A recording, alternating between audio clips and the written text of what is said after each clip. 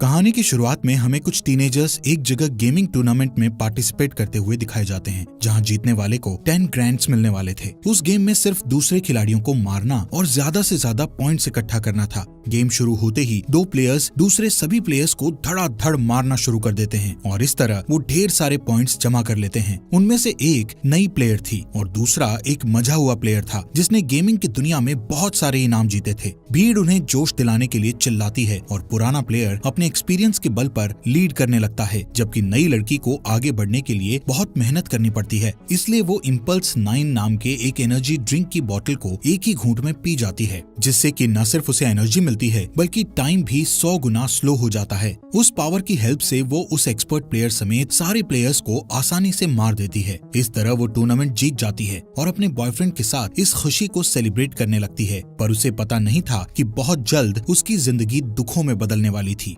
अचानक energy drink की बोतल जमीन पर गिरकर बिखर जाती है और इसी तरह उसकी जिंदगी भी बिखरने लगती है। सीन शिफ्ट होता है और वो अपने आप को 3 बच्चों की माँ के रूप में देखती है। उसका घर बहुत बुरी हालत में था, जहाँ कोई मॉडर्न इक्विपमेंट और इलेक्ट्रिसिटी नहीं थी और इसके चलते उसकी तकलीफ और बढ़ गई थी। घर के बाहर की दुनिया भी उजाड़ और बंजर जमीन के अलावा और कुछ नहीं थी, जहाँ हवा भी जहरीली हो चुकी थी, जिसमें सांस लेना भी मुश्किल था। इसके साथ ही सीन फिर से शिफ्ट होता है और हमें पास्ट की कहानी में वेल हर्नांडेज नाम की एक लड़की को दिखाया जाता है, जो कि एक अच्छी FPS गेमर थी और जिंदगी में उसका एक ही सपना था कि वो एक प्रोफेशनल गेमर बनकर खूब सारा पैसा और नाम कमाए। वो अपने डिवोर्स फादर कार्लोस के साथ रहती थी। 2017 में एक दिन कार्लोस अपनी बेटी वेल को रेस्टोरेंट की जॉब इंटरव्यू के लिए तैयार करता है और वो बेदिली से फॉर्मल्स पहनकर इंटरव्यू के लिए निकल जाती है। बाहर उसका बॉयफ्रेंड इवान अपनी कार में उसे पिक करने के लिए उसका वेट कर रहा था। वहाँ से निकलते ही वेल गाड़ी की पिछली सीट में बैठकर अपने फॉर्मल कपड़े बदलकर कैजुअल पहन लेती है और इंटरव्यू की जगह फील्ड ऑफ फायर नाम के एक गेमिंग टूर्नामेंट खेलने पहुंच जाती है। दूसरे FPS बैटल रॉयल गेम्स की तरह ही फील्ड ऑफ फायर भी एक मल्टीप्लेयर गेम था, जिसमें लास्ट तक टिके रहना ही इसका मेन पर्पस होता है। वेल सोचती है कि अगर वो ये गेम जीत गई तो लाखों रुपए कमा लेगी और उन पैसों से वो अपने लिए एक गेमिंग कंप्यूटर खरीदेगी। पर इवान उसे बताता है कि रॉय नाम का एक मजा हुआ प्रोफेशनल गेमर उस टूर्नामेंट में सरप्राइज अपीयरेंस देने वाला है, जिसे सुनकर वो थोड़ा नर्वस हो जाती है। जल्दी ही वो लोग गेमिंग एरिया में पहुंच जाते हैं, जहां रॉय अपने फैंस के साथ फोटो खिंचवा रहा था। पहला मैच शुरू होने से पहले इवान वेल को समझाता है कि उसे इमोशंस की जगह पूरे फोकस के साथ खेलना चाहिए ताकि वो किसी तरह फाइनल्स तक पहुंच जाए, लेकिन वेल उस घमंडी रॉय को हराना चाहती थी। थोड़ी देर में ही सारे प्लेयर्स अपने अपने कंप्यूटर्स के सामने बैठ जाते हैं और गेम शुरू हो जाता है। गेम की शुरुआत में वेल लीड कर लेती है, लेकिन थोड़ी ही देर में रॉय उसे आसानी से पीछे छोड़ देता है। वो इतना कॉन्फिडेंट था कि गेम के बीच बीच में वहाँ मौजूद क्राउड के साथ इंटरेक्ट भी करता रहता था। इसका फायदा उठाकर वेल कुछ पॉइंट्स जमा कर लेती है और वो जीतने ही वाली थी, लेकिन गेम को फिनिश करने के बजाय वो रॉय को मारकर गेम से आउट करने की कोशिश करती है, पर उसका दांव उल्टा पड़ जाता है और रॉय उसे मारकर गेम से बाहर कर देता है। इसके बावजूद वेल फाइनल्स के लिए क्वालिफाई कर जाती है, जो कि अगले ही दिन होने वाला था। जब वो अपने बॉयफ्रेंड के साथ गेमिंग एरिया से निकलने लगती है तो रॉय वहाँ पहुंचकर उसकी नकल उतारकर उसको चिढ़ाता है। फिर वो अपने फैंस के साथ सेल्फी लेने चला जाता है। इस बीच जब इवान अपनी गाड़ी लेने के लिए जाता है, तब कोजिमा नाम का एक आदमी वेल के पास आकर उसे कहता है कि उसे गेम जीतने के लिए सीक्रेट मालूम है। ये सुनकर वेल हैरत में पड़ जाती है, लेकिन उसके कुछ पूछने से पहले ही वो आदमी उसके हाथ में अपना बिजनेस कार्ड देकर वहाँ से चला जाता है। घर पहुँचने पर वेल बिना कोई आवाज किए चुपके से अपने रूम में जाने की कोशिश करती है, लेकिन उसके डैड उसे देख लेते हैं। वेल के पास कोई चारा नहीं था, इसलिए वो सारी बातें उन्हें सच बता देती है, जिसे सुनकर उसके डैड को बहुत गुस्सा आता है और वो अगले दिन से उसे रेस्टोरेंट जाकर उन लोगों से जॉब का इंटरव्यू लेने की रिक्वेस्ट करने के लिए कहते हैं। लेकिन वेल अपने डैड को समझाती है कि अगले दिन उसके टूर्नामेंट का फाइनल है, जो उसके फ्यूचर के लिए ज्यादा इम्पोर्टेंट है। पर सभी पेरेंट्स की तरह कार्लोस भी उसे समझाता है कि ऑनलाइन गेमिंग का कोई फ्यूचर नहीं है, लेकिन वेल अपनी जिद पर अड़ी रहती है और उसकी बात को इग्नोर करके अपने रूम में चली जाती है। थोड़ी देर बाद वो अपने आज के खेले गए गेम को पॉडकास्ट पर देखती है, जिसमें रॉय को फर्स्ट पोजीशन पाते हुए देखकर उसे बहुत गुस्सा आता है। तभी उसकी नजर कोजिमा के बिजनेस कार्ड पर पड़ती है और उसे ध्यान आता है कि उसने उसे गेम जीतने के सीक्रेट के बारे में बताया था। बदला लेने की तड़प और जीतने की चाहत में वो तुरंत उसके दिए हुए एड्रेस पर जाने का फैसला करती है। जल्दी ही द गोल्डन सॉसर नाम के गेमिंग कैफे में वो पहुंच जाती है, जहां पर कुछ लोग अपने कंप्यूटर्स पर वीडियो गेम्स खेलकर एंजॉय कर रहे होते हैं। तभी कोजिमा उसके पास आता है और उसे बैठकर गेम खेलने के लिए कहता है। वेल को इस बात से हैरानी होती है कि आखिर कोजिमा ने उसे अपना बिजनेस कार्ड क्यों दिया था, पर वो गेम खेलने के लिए बैठ जाती है।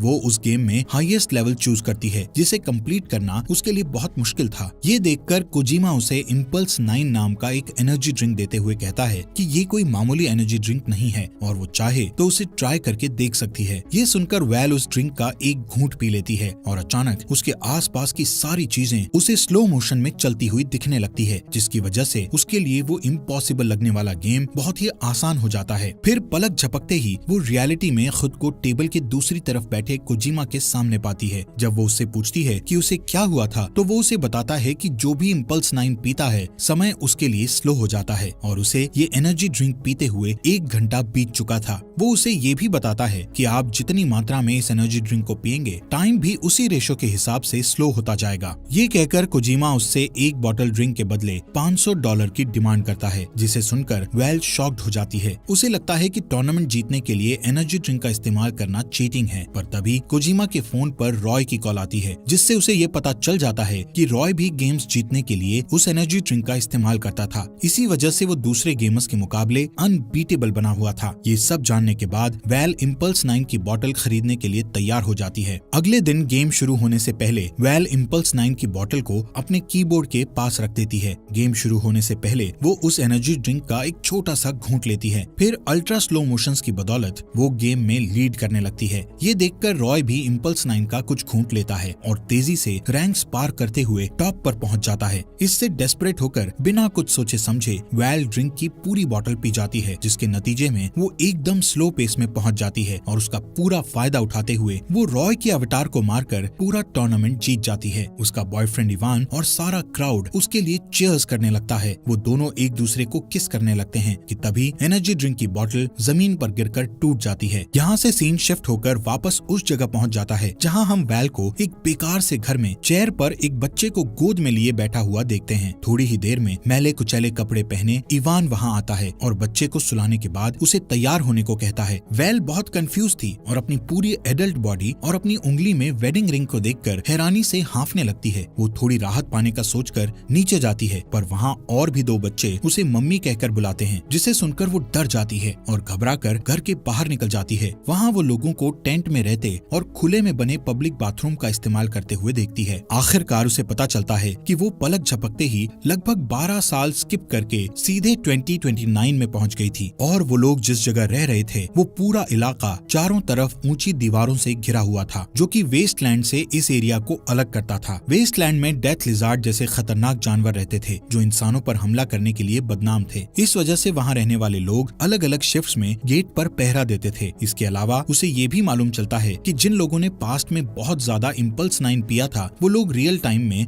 अब जाग रहे थे, जिन्हें पल्सर कहा जाता था। इम्पल्स 9 के ज्यादा इस्तेमाल के नतीजे में लोग बिना किसी मेमोरी के सालों बाद के फ्यूचर में अचानक से पहुंच रहे थे, जिसकी वजह से पूरी दुनिया में अफरा तफरी मची हुई थी। जब कोई अचानक टाइम के बारे में कंफ्यूज सा दिखता तभी उसके पल्सर होने या ना होने के बारे में पता चलता था। इसके अलावा उनकी पहचान का और कोई रास्ता नहीं था। इस भयानक बर्बादी के लिए लोग पल्सर्स को जिम्मेदार मानते थे और उन्हें उस 4 दीवारी के अंदर रहने की इजाजत भी बहुत मुश्किल से देते थे। वेल उस जगह एक पुलिस का काम करती थी और डैन नाम का एक आदमी उसका डिप्टी यानी असिस्टेंट था। पल्सर्स के साथ जिस तरह का बिहेव होता था उससे बचने के लिए वेल खुद भी इम्पल्स 9 कंज्यूम करने की बात सबसे छुपा लेती है। वेल घर आकर सब कुछ ठीक करने की कोशिश करती है कि तभी उसे अपने डैड कार्लोस की याद आती है। वो उनके साथ हुई अपनी आखिरी मुलाकात को याद करने की कोशिश करती है और जैसे ही वो अपना सिर दूसरी तरफ घुमाती है तो उसकी नजर टेबल पर उसके डैड की राख से भरे एक बर्तन पर पड़ती है। वो उसे देखते ही फूट फूट कर रोने लगती है। इतने में डेप्यूटी पुलिस डैन आकर उसे टॉयलेट साफ करने की ड्यूटी पर चलने को कहता है। पहले तो वो जाने से मना कर देती है, पर जब डैन उसे याद दिलाता है कि वो सफाई इंस्पेक्टर है और ये उसका काम है तो उसे जाना ही पड़ता है। उसे कई घंटों तक गंदे टॉयलेट्स की सफाई करनी पड़ती है। इस तरह काफी दिन बीत जाते हैं और धीरे धीरे वेल को उस उजड़े हुए माहौल में रहने की आदत हो जाती है। एक दिन वो अपने सारे ड्यूटीज खत्म करके अपने बच्चों को स्कूल से लेने के लिए जाती है, जहाँ उसकी बेटी सोफिया उसे एक ड्राइंग दिखाकर कहती है कि वो उसकी हीरो है। वेल बहुत थकी हुई होने के कारण बच्ची के एफर्ट्स को अप्रिशिएट नहीं करती है। घर पहुँचने पर वो देखती है कि इवान एक बाइसिकल पर बैठा जोर जोर से पैडल मार रहा है। दरअसल वहाँ इलेक्ट्रिसिटी नहीं होने के कारण वो एक गेम खेलने के लिए पावर प्रोड्यूस कर रहा था। वेल अपने favourite game field of fire को देखकर हैरान रह जाती है। वो बच्चों को सुलाने से पहले एक राउंड खेलने के लिए तैयार हो जाती है। जब इवान लोगों से मिलने के लिए लिए बाहर चला जाता है तो वो बच्चों के साथ गेम खेलने बैठ जाती है। कुछ घंटे बीत जाते हैं कि अचानक इवान भागकर घर आता है। वो काफी डरा हुआ था और वेल से कहता है कि वो आज अपनी गार्ड की ड्यूटी करना भूल गई थी, जिसकी वजह से गेट पर पहरा देने वाले डैन को अंदर आने का मौका नहीं मिल पाया और वो डेथ लिजार्ड का शिकार बन गया। दोनों तुरंत वहां पहुंचते हैं जहां डैन की वाइफ वेल पर बहुत गुस्सा होती है। अपनी गलती पर शर्मिंदा होते हुए वो वापस घर जाने को होती है, पर तभी इवान उसे याद दिलाता है कि उसकी ड्यूटी अभी पूरी नहीं हुई है। ये सुनकर वो उदास मन से अपनी शिफ्ट पूरी करती है और घर आकर दुखी मन से फूट फूट कर रोने लगती है। इवान उसे प्यार से समझाता है और तसल्ली देता है। वेल को महसूस होता है कि वो इस नई दुनिया के लिए फिट नहीं है और इसीलिए सब कुछ छोड़कर वो वेस्टलैंड घूमने का इरादा करती है। लेकिन जाने से पहले वो इवान को एक लेटर लिखकर उसे बता देती है कि वो एक पल्सर है। अगले दिन वो कभी वापस ना लौटने का इरादा करके निकल जाती है। जब इवान वो लेटर पढ़ता है तो उसे बिल्कुल विश्वास नहीं होता। अगले सीन में हम देखते हैं कि वेल बंजर जमीन पर भटकते हुए एक बेकार पड़ी बिल्डिंग के पास पहुंचती है। वो उजाड़ बिल्डिंग असल में कोजिमा का gaming cafe the golden saucer था। वेल उस कैफे के अंदर जाती है और इधर उधर देखती है। कोजिमा को एक काउंटर से निकलते देख उसे हैरानी होती है। वो देखती है कि कोजिमा पर उम्र का बिल्कुल भी असर नहीं हुआ था, लेकिन वो ये राज उसे नहीं बताता है। उनकी बातों के दौरान कोजिमा को पता चलता है कि वेल एक हफ्ते पहले ही पास्ट से रियलिटी में जागी थी। वो स्वीकार करता है कि इम्पल्स 9 की वजह से बहुत सारी जिंदगियां बर्बाद हुई थी, लेकिन उसके पास वेल को उन सारी तकलीफों से छुटकारा दिलाने का प्लान था। कोजिमा इम्पल्स 9 का एक बड़ा बोतल लाकर उसे पीने को देता है। वो ये भी कहता है कि अगर उसने इसे पी लिया तो वो इस दुनिया में वापस कभी नहीं आएगी, क्योंकि वो सैकड़ों साल आगे के फ्यूचर में पहुंच जाएगी और तब तक वो इस दुनिया में मर चुकी होगी। कोजिमा उसे ड्रिंक पीते हुए गेम खेलने का सजेशन भी देता है। वेल को ये आइडिया पसंद आता है और वो अपना favourite game field of fire खेलने बैठ जाती है। पर जब वो इम्पल्स 9 की बोतल को उठाने के लिए आगे की तरफ झुकती है तो उसकी नजर उस ड्राइंग पर पड़ती है जो उसकी बेटी ने उसके लिए बनाया था। वो इमोशनल होकर यादों में खो जाती है। उसे इवान और अपने बच्चों के साथ बिताए सारे खुशगवार पल याद आने लगते हैं। फिर वो एनर्जी ड्रिंक पीने का इरादा छोड़कर वापस अपने परिवार के साथ जिंदगी गुजारने का फैसला करके अपने घर की तरफ चल देती है। लेकिन गेट पर उसे इवान गार्ड की ड्यूटी करते दिखाई देता है, जो उससे बहुत नाराज था। वो उसे अंदर आने से रोक देता है और वेल से कहता है कि उसने सबको धोखा दिया है। वेल अपनी हर गलती के लिए उससे माफी मांगती है। अभी उनकी बात चल ही रही थी कि उन्हें दूर से गोलियों की आवाज सुनाई देती है, क्योंकि डेथ लिजार्ड्स उनकी कम्युनिटी की तरफ बढ़ रहे होते हैं। तब इस बात का खुलासा होता है कि डेथ लिजार्ड्स दरअसल नॉर्मल लोगों का ही एक ग्रुप था जो इंसानों का मांस खाया करता था। उन्हें पास आता देखकर इवान जल्दी से वेल को अंदर कर लेता है और इसी बीच अलार्म बजने लगता है, जिससे सभी लोग डर जाते हैं। एक औरत उसे बताती है कि सब लोग खाई की तरफ जा रहे हैं, क्योंकि अटैकर्स को रोकने के लिए कोई भी पूरी तरह तैयार नहीं था। ये सुनकर उसके दिमाग में एक आइडिया आता है। चूंकि कम्युनिटी के सारे लोग उसके धोखे से नाराज थे, इसलिए वो उनके भरोसे को जीतने के लिए एक प्लान बनाती है और अपने हस्बैंड से कहती है कि वो यहाँ रहकर डेथ लिजार्ड्स को जितनी देर तक हो सके रोकने की कोशिश करेगी। इवान उसे छोड़कर जाना नहीं चाहता था, पर वो उसे बच्चों की खातिर जाने को कहती है। इस पर वो मान जाता है। फिर वेल इम्पल्स 9 का बड़ा बोतल जिसे वो अपने साथ लाई थी उसे निकालकर लड़ाई के लिए तैयार हो जाती है। डेथ लिजार्ड्स गेट पर पहुंचकर हमला बोलने के लिए तैयार दिखते हैं कि तभी वेल को पता चलता है कि डेथ लिजार्ड्स का लीडर और कोई नहीं बल्कि रॉय खुद था। दोनों एक दूसरे के आमने सामने थे। रॉय उसे बताता है कि वो रियलिटी में कुछ साल पहले पहुंचा था और अब वो एक जालिम लीडर बन चुका था जो किसी को भी मार सकता है। पर उसकी धमकियों का वेल पर कोई असर नहीं पड़ता, क्योंकि उसने उसके आने से पहले ही वो एनर्जी ड्रिंक पी लिया था। सबूत के लिए वो खाली बोतल को उसके सामने फेंक देती है। अचानक वेल स्लो मोशंस में चली जाती है और गैस के कैनिस्टर पर गोली चला देती है, जिससे सारे अटैकर्स हवा में उछल जाते हैं। फिर लगातार शूट आउट करते हुए वो सबको खदेड़ देती है। अनफॉर्चुनेटली उसके पेट और कंधे पर गोली लग जाती है, जिससे वो जमीन पर गिर जाती है। तभी रॉय आकर उस पर गोली चलाता है, लेकिन उसका निशाना चूक जाता है। इस मौके का फायदा उठाकर वो उस पर गोली चलाकर उसे मार डालती है। इसके बाद वो अपनी आखिरी सांस लेते हुए आसमान की तरफ एक फ्लेयर गन छोड़ती है, जिससे इवान को ये सिग्नल मिल जाता है कि उसकी कम्युनिटी अब सेफ है। एक तरफ इवान आसमान की तरफ जाते हुए ब्राइट रेड फ्लेयर को देखता है और दूसरी तरफ वेल धीरे धीरे अपनी आखिरी सांस ले रही होती है। दोस्तों, हमारे फॉक्स एक्सप्लेनर हिंदी चैनल को सब्सक्राइब करना मत भूलना।